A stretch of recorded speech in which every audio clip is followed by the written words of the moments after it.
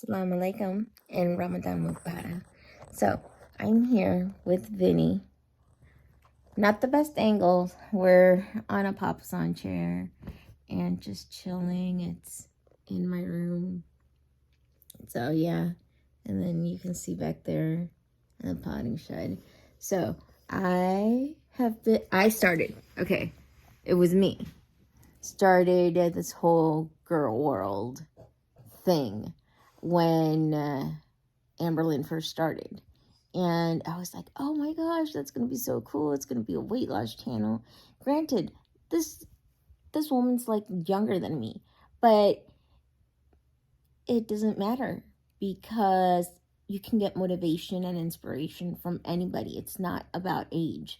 It's to see what they're capable of. So I was like, okay, let me give it a go. And she had such sweet manners at the beginning.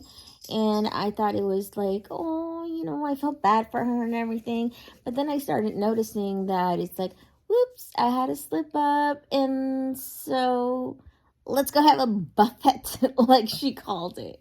And I don't know about you guys, but when I slip up, I don't make it a whole week of a slip up. It's like, oh, dang it, I had XYZ, I can't do this. The rest has to be very healthy. And so that's where that's at with her. And then Foodie Booty, Chantal Marie, Chantopolis, and who is now Chantel, period, is in her Kuwait saga. So I've been following Chantal about, she started after Amberlynn. So about the beginnings, I saw her when she lived with BB, and I always thought their relationship was kind of strained. But to be honest, I thought it was kind of strained because he was always working and she was always out, and Lord forbid the guy wanted to do something, it's not something she'd want to do. She just want him to join in her mukbangs, and that's it. So, and she did, I believe, manipulate him into doing things or staying around probably longer than what he wanted to. At least that's my thought from everything that I have seen from the girl lore. But Vinny, yeah, how long have you been watching Amberlynn? around since you started watching her, honestly. Yeah. What did you think the first time you saw me watching her? Were you like, who is she? What's this girl? It just seemed like a regular YouTube channel. Yeah? Yeah, some random person. What do you think about it now?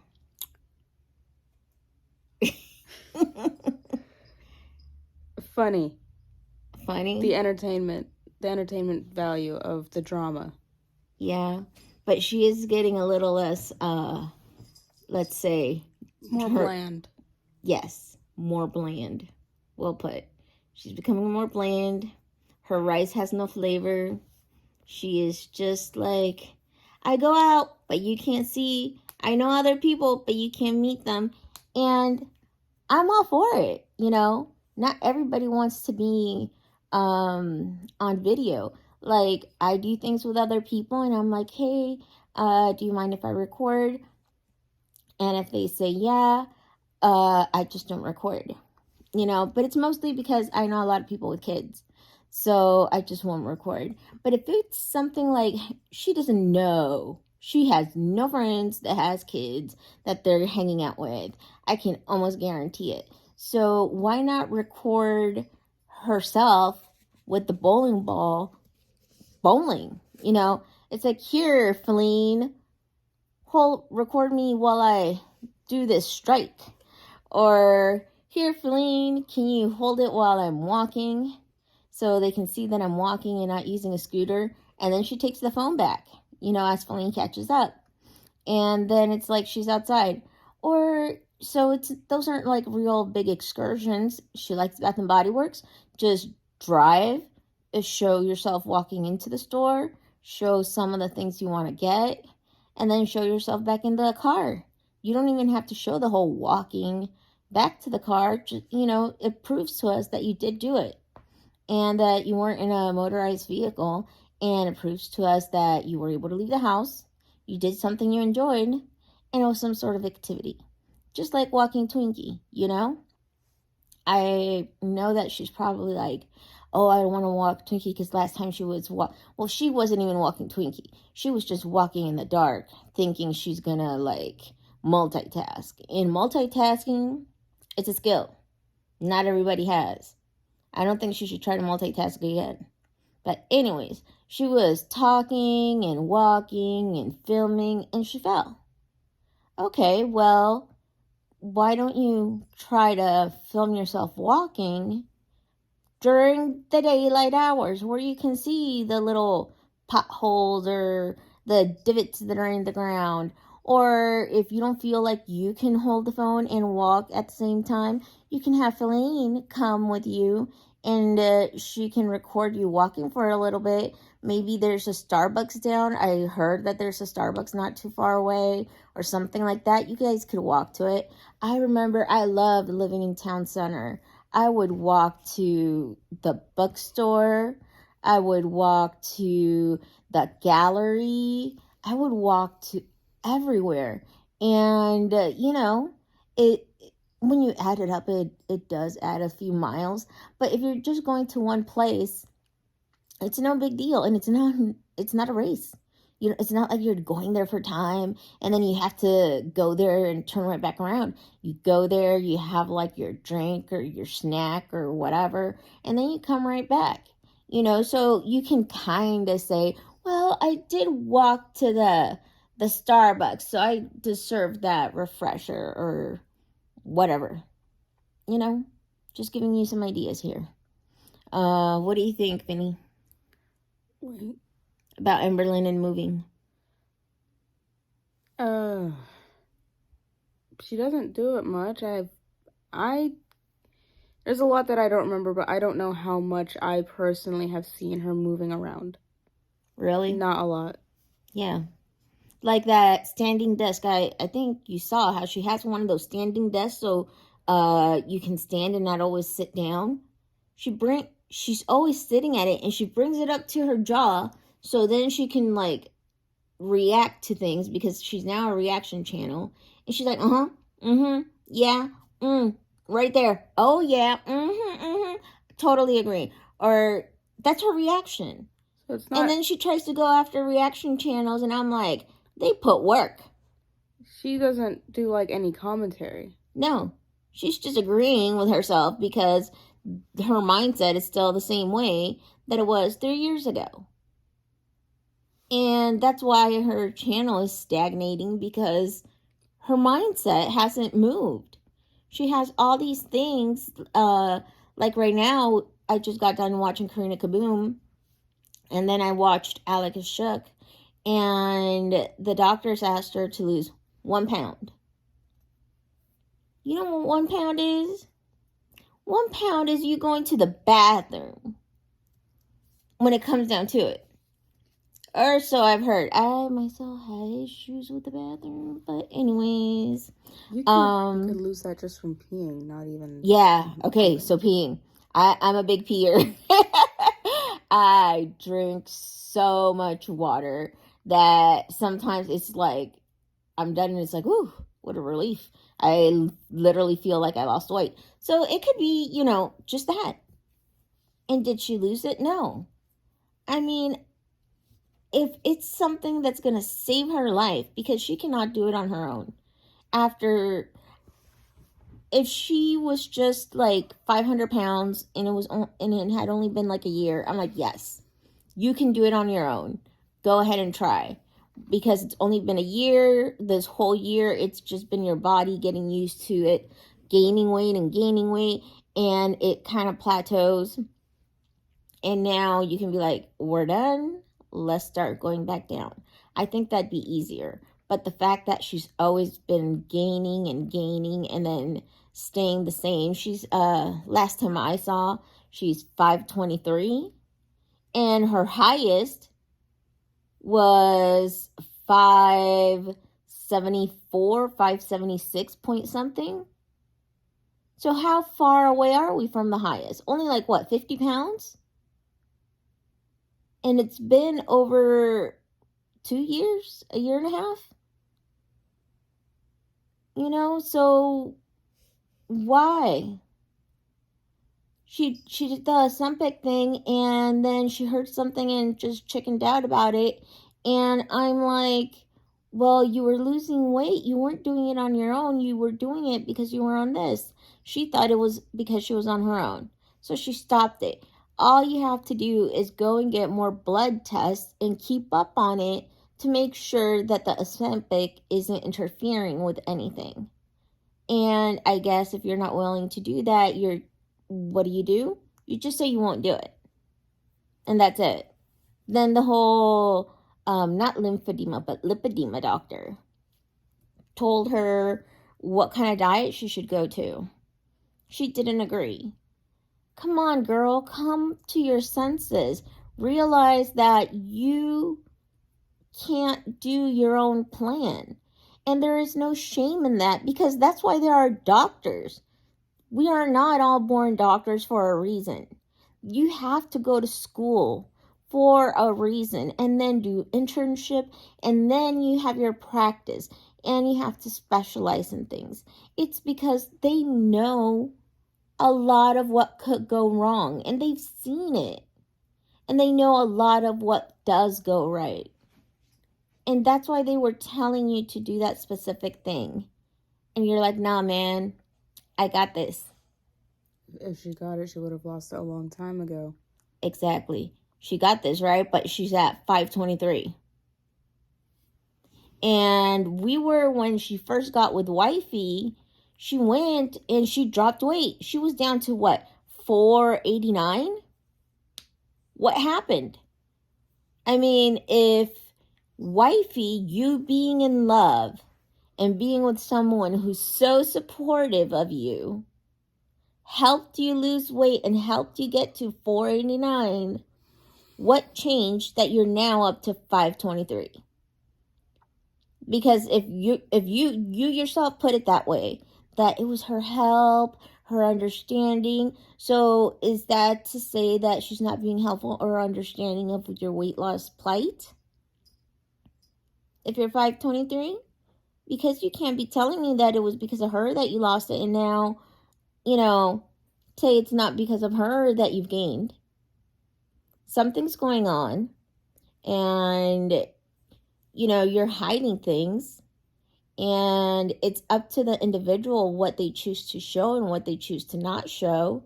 But you've asked on your Q&As, you've asked on all different manners, give me ideas, when you already know what you want to do. So I don't understand why you're asking. Because we want to see you do, guess what? The simplest thing. And it's not even for just your benefit. It's for your dog's benefit, for Twinkie Star. Walk her. Walk her around your complex. If you need to stop and rest, stop and rest.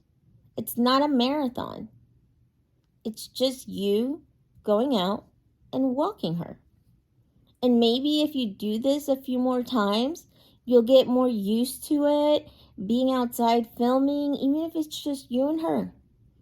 It'll get you more used to it, and then you might be like, well, I can film getting my drink, and just little by little. I mean, this is coming from me. I have severe social anxiety. I make plans, and I don't show up for them, unfortunately. I host things, and the whole time I'm just on pins and needles, and it drains my energy. But I do it because I don't want to be a shut-in.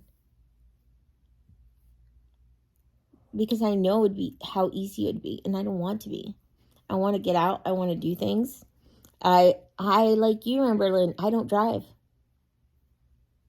But I have a loving partner that takes me out when I ask him to. And we do things, I need to get better at this YouTube thing where I'm not like embarrassed of like, hey, yeah, we're right here, blah, blah, blah, blah. you know, trying to make sure nobody's looking at me. I'm sorry, but I think the hijab's already saying look at me. So I need to get over that. But yeah, this was just for Amberlynn and Foodie Booty. Oh, sorry, Chantel, period. Vinny, Yeah. about Chantel. Okay. Hardball question here. Oh no. What do you think about her? Sorry, hold on. What do you think about her marriage to Salah? Oh God. You could hardly call a damn thing a marriage. Yeah. It's not. What gave you those first inklings that it's not a marriage? The thing that, well, the one that everybody brings up, that she said that he never loved her. Yep, that's when she went back to Canada and they had an argument. Like, there's that. The way they hardly interact Mm-hmm. when she's filming. Let me interject right there. Because in the Middle East, it is, there's moral police. And you're not allowed to be really holding hands and swinging them about or giving each other kisses on the lips. But you can turn to your partner and give them a kiss on the forehead just randomly. Have you seen him do that? No. He only did it once. Just so you know. Oh, I probably didn't. He only did it once. It was at nighttime. And he gave her a kiss on the forehead. And I don't know if that made her just like jizz herself out. But yeah, it was just the one time. And even in private, when they're at home. Yeah. He doesn't have to go and make out with her. Because at the end of the day, it's a public channel. Anybody can see it. You don't want government to see and then be like, oh, well, you guys are showing haram. So he could like nose kiss her forehead, everything acceptable and within the laws. But does it happen? Nope.